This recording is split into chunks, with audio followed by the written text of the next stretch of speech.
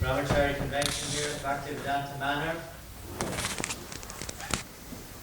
and very kindly hosted by the devotees from the Bhaktivedanta Manor. Today, Shruti Dharma Prabhu is here to address us at the beginning of the convention.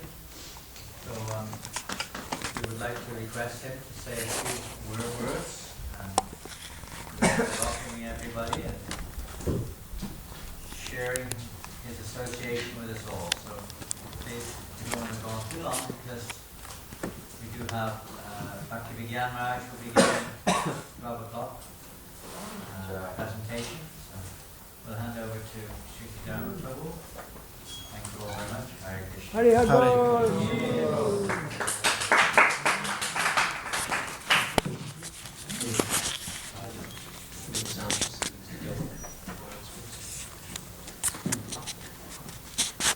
Hare Krishna.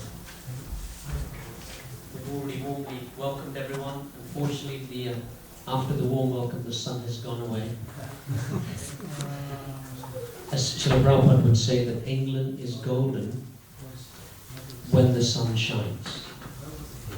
And generally it doesn't shine that much, but we hopefully, it never rains here during Rath Yatra at least, so we have the Rath Yatra weekend, and it won't be raining. My happiest days, if I recall, and most devotees will recall, were the days in the Brahmachari ashram. And especially now we've renovated the ashram, they would even be happier.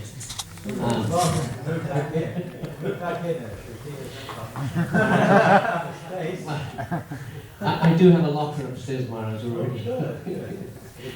Slowly moving in. All of us want to succeed in our brahmachari life, or in our devotional career, really. And Jiva Goswami gives some hints, and he gives secrets of our success.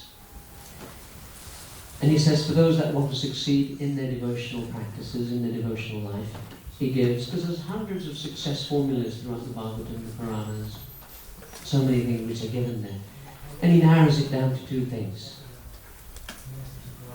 And he says, for those that want to be successful in their devotional careers, and all of us want to be very successful in our brahmachari life, he says they should be attentive to two things.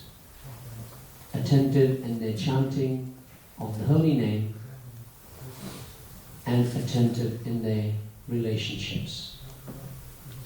He says these are the two things which will guarantee success in spiritual life. Kiran Swami, who was recently here doing a japa retreat, he paraphrased the same thing that Srila Prabhupada had said, that 90% of our advancement in Krishna consciousness is dependent on our japa and our association. So, very interesting, similar to what Jiva Goswami had said. One of the management gurus, Stephen Covey, speaks on a similar principle, where he says that life is all about what's known as the 90-10 principle. 10% of your life is what happens to you. But 90% is how you react to that 10%. So I think that's very similar for brahmachari life, or devotional life in general.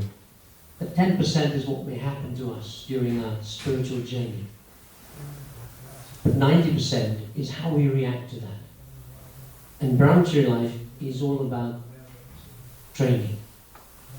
And it's the training of how we can properly react, how properly we can respond to that 10%, so that that 90% of our life is very, very successful.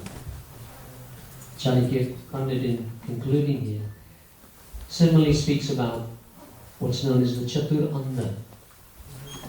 Chatur Anda means the four types of blind people. He says first and foremost is Janmanda, which is those that are born blind. And that's all of us really. That all of us are born spiritually blind, but through taking proper instructions of Jnana Timirandasya, Jnananjana, our eyes have been opened with the torchlight of knowledge, though that we were blind, Janmanda. But he says worse than that is Kamanda. That we are blinded by lust. Why? Because you don't know what's right and you don't know what's wrong when you're blinded by lust. And Bilwa Mangal Thakur, in his life, we see that example. But he says even worse than that is Lobh Anda, when we are blinded by greed. Because we will go to any means to achieve our goals. We'll go to any means. But finally he says the worst is Mad Anda, is when we are blinded by pride. Why?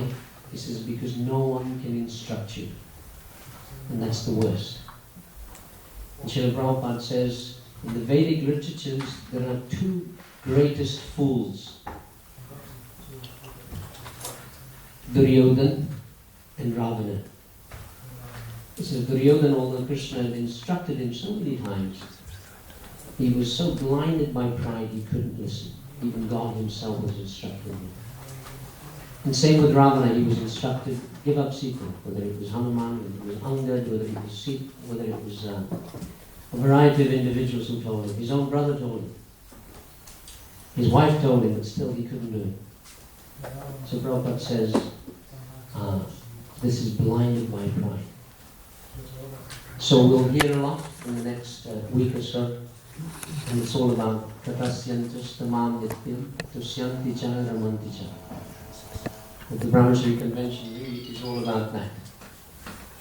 Hearing in the association of devotees so that we can progress in our spiritual life. Hare Krishna.